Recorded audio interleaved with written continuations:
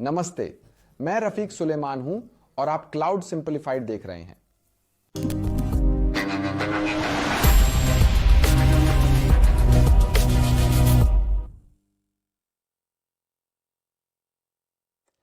नमस्कार सभी को और इस नई श्रृंखला AWS क्लाउड प्रैक्टिशनर एक्सप्रेस में आपका स्वागत है। इस नई श्रृंखला में हम इस समय बाजार में सबसे प्रसिद्ध क्लाउड कंप्यूटिंग प्रमाण पत्र के बारे में जानेंगे, जो कि क्लाउड प्रैक्टिशनर है। हमेशा की तरह हम अवधारणाओं और सेवाओं को सरल बनाने का प्रयास करेंगे।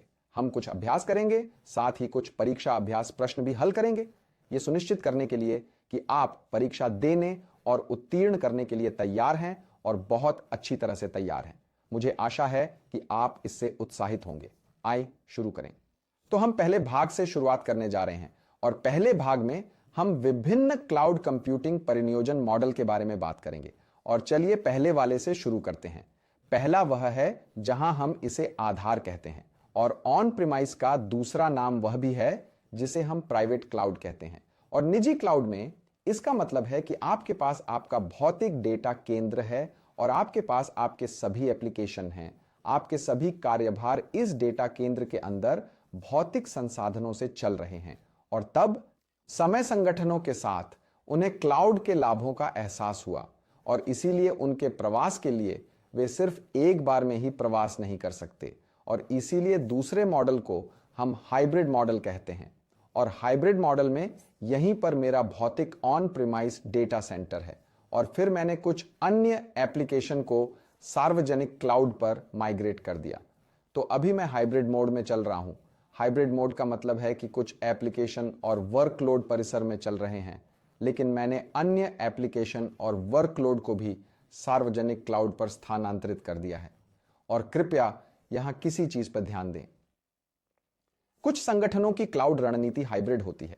हाइब्रिड का मतलब है कि वे पूरी तरह से भौतिक डेटा केंद्रों पर निर्भर नहीं रहना चाहते हैं और साथ ही वे पूरी तरह से पब्लिक क्लाउड पर निर्भर नहीं रहना चाहते, इसलिए वे हाइब्रिड मोड के रूप में काम करना चाहते हैं। तो यह एक विकल्प हो सकता है। दूसरा विकल्प, मैं हाइब्रिड मोड में काम कर रहा हूं क्योंकि मैं अपने प्रवास के बीच में हूं, इसलिए आमतौर पर मैं अपने एप्लीकेशन और कार्यभार को माइग्रेशन तरंगों में विभाजित करता हूं और फिर मैं भाग दर भाग माइग्रेट करता हूं।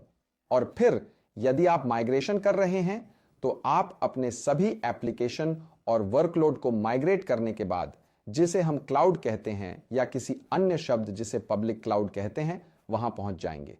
और सार्वजनिक क्लाउड का मतलब है कि अब मेरे सभी एप्लीकेशन, मेरे सभी कार्यभार पूरी तरह से सार्वजनिक क्लाउड पर चल रहे हैं और मैंने अपना डेटा सेंटर पूरी तरह से बंद कर दिया है।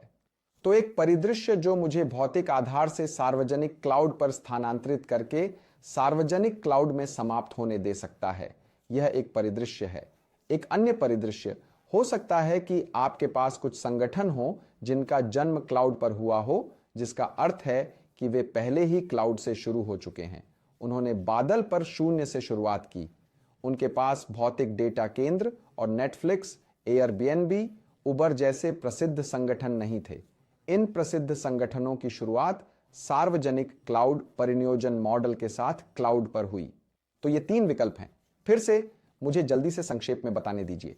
पहला विकल्प ऑन प्रीमाइस या निजी क्लाउड है, जहां आपके भौतिक डेटा केंद्र के अंदर सब कुछ होता है।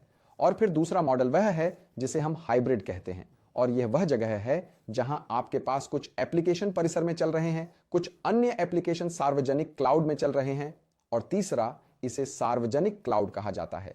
यह वह जगह है जहां आपके सभी एप्लीकेशन और कार्यभार आपके सार्वजनिक क्लाउड प्रदाता पर चल रहे हैं। इसलिए मुझे उम्मीद है कि इससे अवधारणा अब स्पष्ट हो गई है। आपका बहुत बहुत धन्यवाद और मिलते हैं अगले वीडियो में।